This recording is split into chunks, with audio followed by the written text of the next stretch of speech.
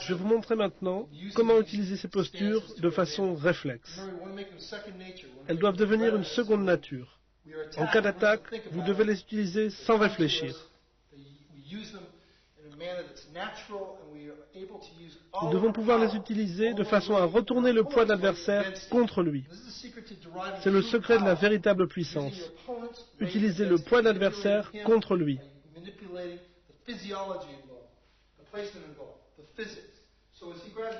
Donc, quand il nous saisit le poignet, si on veut l'envoyer sur le côté, on utilise la position du cheval. Si je veux l'envoyer derrière moi, dans une fenêtre par exemple,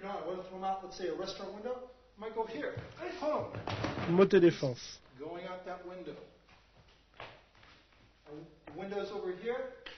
Sur le côté, encore le cheval. Dans un angle, balayage avec la posture de l'arc. Je ne fais pas d'effort. Je n'emploie pas de force. Tout vient de mon déplacement.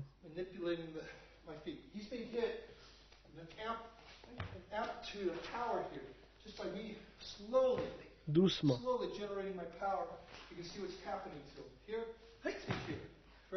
C'est très simple. Ok? Montée défense pour l'emmener vers l'arrière. Cheval sur le côté. Vers l'avant. La position de puissance.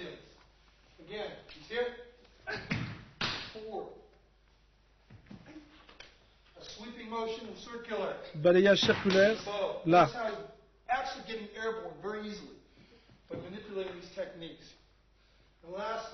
Enfin, en dernier, le chat, pour l'amener au sol, au contraire, vers le haut.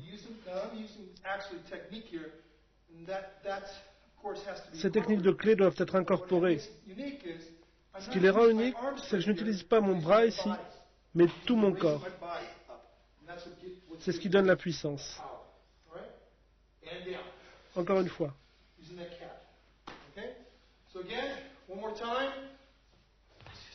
Sur le côté cheval, vers l'arrière, moté défense, vers l'avant, position de force, balayage, l'arc.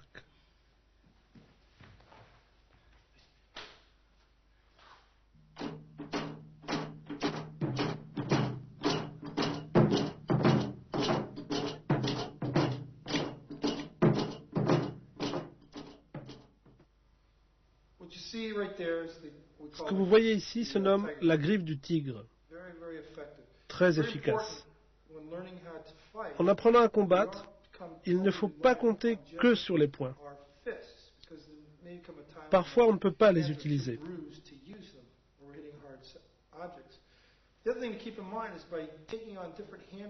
Nous allons voir différentes positions de main. Chacune d'entre elles présente certains avantages. Elles s'adaptent à la forme du corps de façon à générer un maximum de force. Ici, nous voyons la griffe du tigre.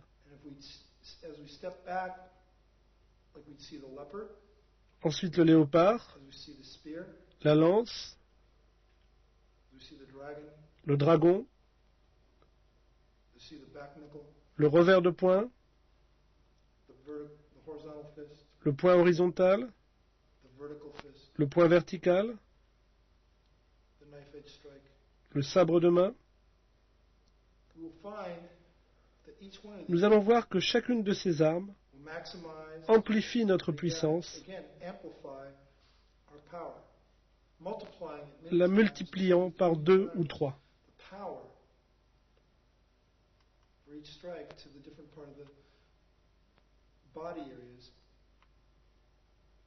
Best suit, the best match, the disbursement of power. Tire club.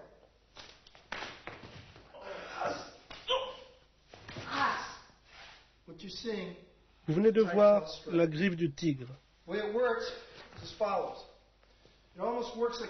Ça marche un peu comme un gant de baseball, capturant le poing de l'adversaire.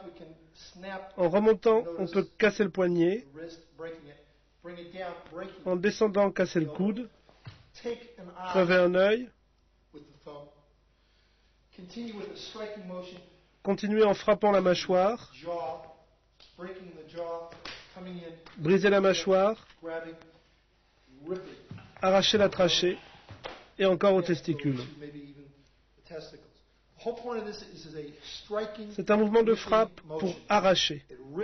Avec les ongles, on griffe, on entame la chair, on fait saigner. De cette façon, on va aveugler l'adversaire,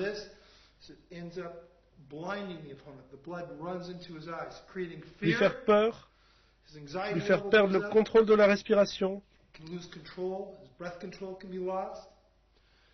His ability to see, obviously, is going to be inhibited.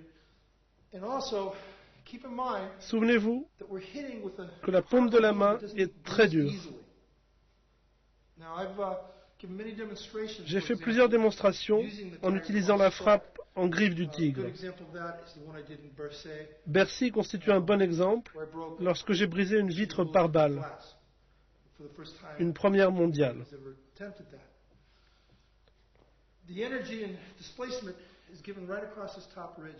Une première zone de frappe est située sous les doigts. Une deuxième zone se trouve à la base de la paume. L'extrémité des doigts constitue une troisième zone. Par elles-mêmes, ces zones ne sont pas très dures. Mais quand vous frappez et que vous saisissez avec, c'est un avantage supplémentaire.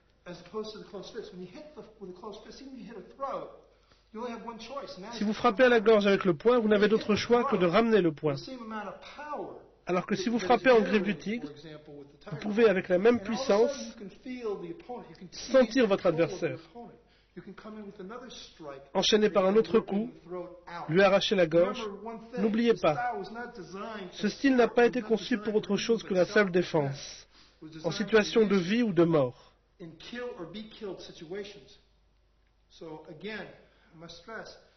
En pratiquant ces techniques, songez aux conséquences.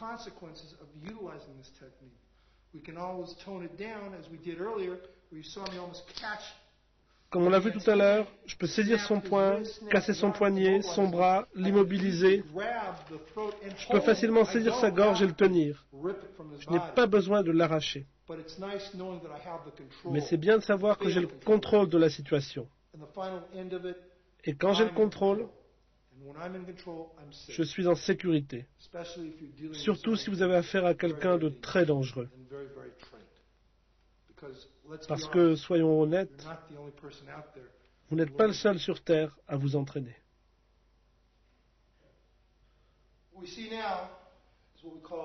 Nous allons voir maintenant l'attaque du léopard.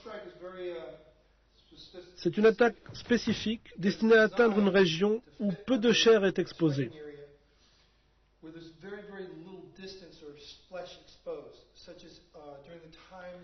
À l'époque où les samouraïs portaient une armure, il y avait une zone d'environ 4 cm où la gorge n'était pas protégée, sous le casque. Il fallait bien qu'il puisse tourner la tête. Le coup du léopard était destiné à frapper juste sous le casque.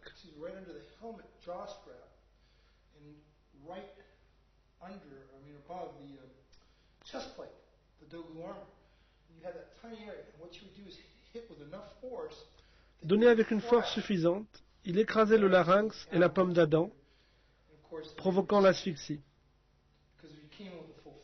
Avec le poing, on se serait brisé la main. De nos jours, on peut utiliser ce coup face à un motard portant un casque intégral.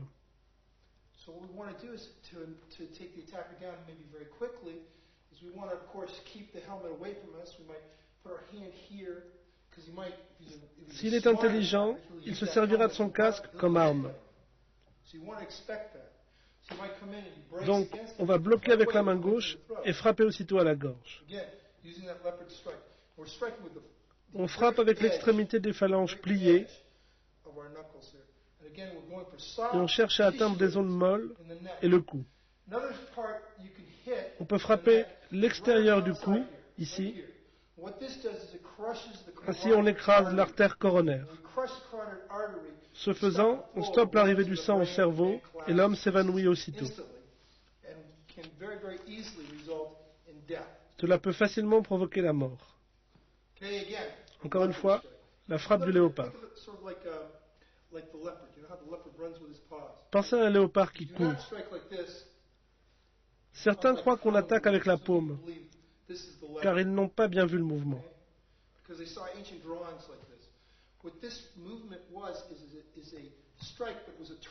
En fait, on tourne à la fin et on génère une force supplémentaire grâce à la rotation. Si vous voyez ça dans un vieux livre, c'est une erreur.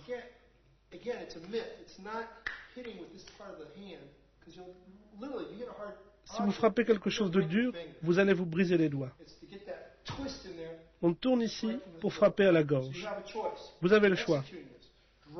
Faire partir le coup des hanches avec la position de puissance pour frapper vers l'avant, ou frapper en position de l'arc avec un mouvement circulaire. C'est l'instant parfait pour tourner au final et donner une puissance supplémentaire au coup. Ce coup génère une puissance incroyable. Beaucoup de gens l'ont oublié ou ne réalisent pas à quel point c'est efficace pour attaquer des zones molles.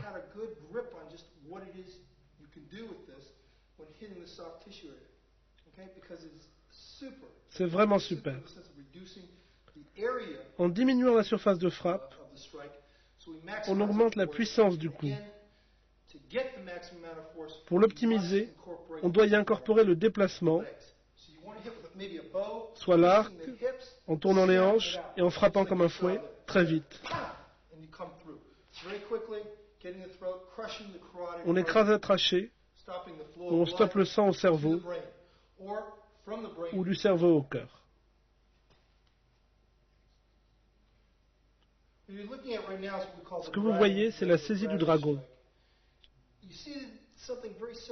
très similaire à l'aïkido. Ici, on cherche à appuyer sur des points sensibles en faisant une clé de poignet.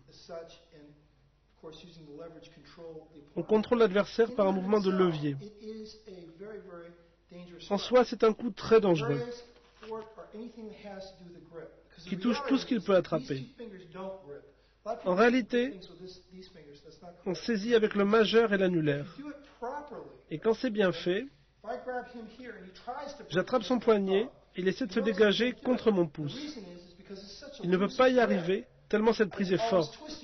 Elle tourne sans cesse autour de son poignet et il n'a aucune chance d'atteindre mon pouce. Avec la main entière, c'est très facile. Donc si vous devez saisir quelqu'un, il vous attaque, vous voulez le contrôler, vous saisissez son poignet de cette façon. S'il essaie de se dégager, vous pouvez le manipuler facilement. Avec l'autre main, je peux dans le même temps attaquer ses points vitaux. Les doigts dans les yeux, attaquer la gorge avec le pouce, sous le menton.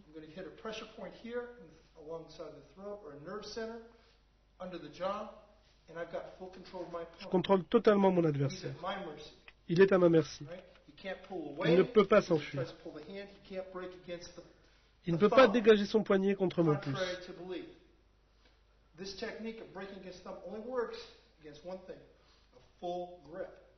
Seule une saisie à pleine main le permet. Peu de gens le comprennent. C'est un mouvement continu. Dès que je sens sa pression contre mon pouce, je tourne ma main et il ne peut jamais se libérer. Et quand il le fait, regardez.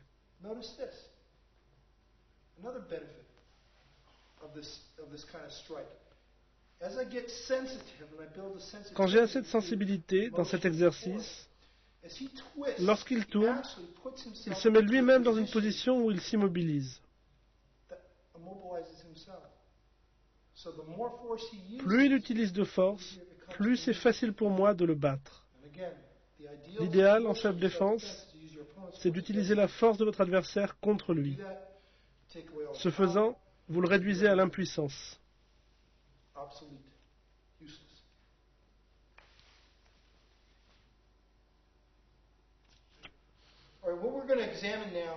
Nous allons examiner maintenant les techniques de poing. Par exemple, en combat, si je frappe un homme de cette façon, le poing horizontal, vous savez ce qui arrive physiologiquement?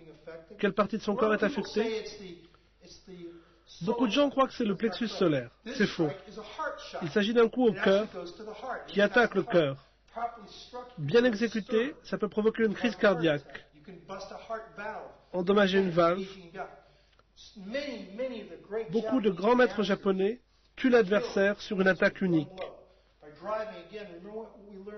Vous vous rappelez du Tachiwaza, du déplacement? Un coup, un déplacement, un mort. Boum. Encore une fois. Pour faire pénétrer la force, position de puissance.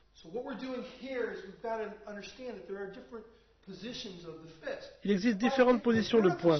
Si je frappe avec le poing vertical ici, j'attaque le plexus solaire. Avec ce type de coup, je peux attaquer de très près. Il peut être tout près de moi, je n'ai pas besoin d'aller chercher le coup.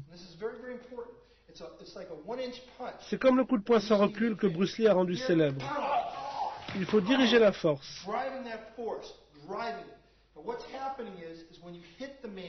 Quand vous frappez l'adversaire, vous exécutez un petit mouvement du poignet. Avec l'énergie cinétique, vous attaquez les parois de l'estomac. Pas le cœur, mais les parois de l'estomac. Elles viennent se coller aux poumons et vous sentez que vous étouffez.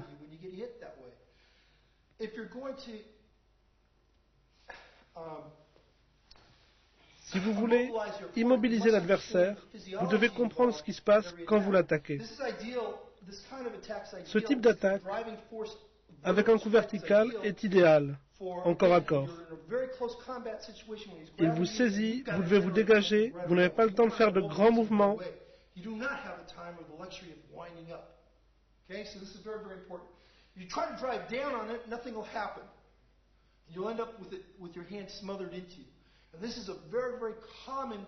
C'est un problème qu'on voit souvent avec les pratiquants d'arts martiaux. Ils essaient de frapper comme ils l'ont vu faire au cinéma.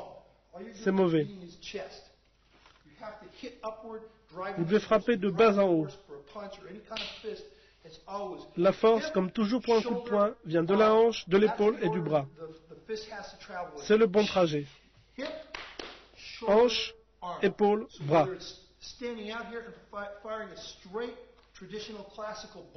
Une attaque classique, la hanche tourne,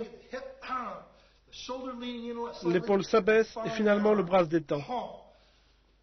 Vous pouvez le faire à partir d'une position très large ou bien de tout près.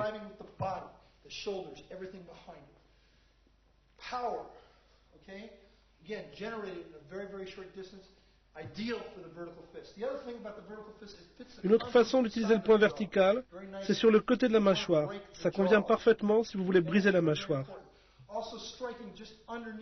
Également pour frapper sous la mâchoire, à l'endroit où les deux mandibules se joignent. Juste ici.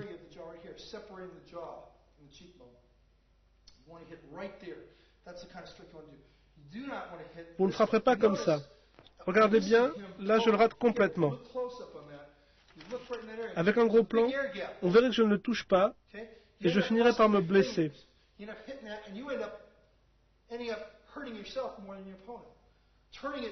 Juste en tournant le poing, vous pouvez mettre KO l'adversaire, l'immobiliser, lui briser la mâchoire. Comme ça, rien. Comme ça, des dommages sérieux. Donc, très important, la position du poing. Point horizontal ou point vertical. C'est très important de savoir fermer le poing. Très simple. Écartez vos doigts, joignez-les, pliez-les une fois, pliez-les deux fois, refermez le pouce sur les phalanges pliées.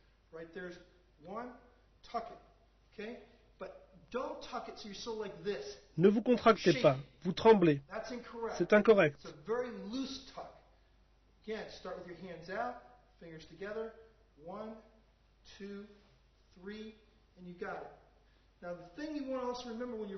Une chose à vous rappeler,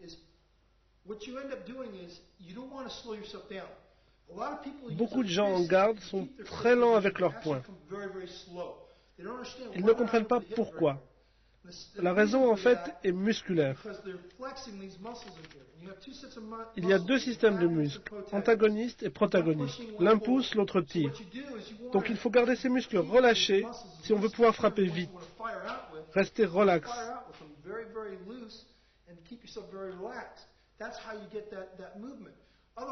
Autrement, vous allez combattre contre vous-même.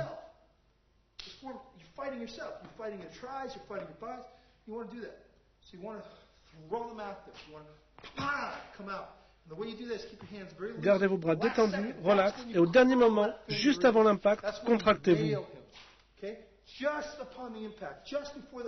Juste avant l'impact. Souvenez-vous de cela.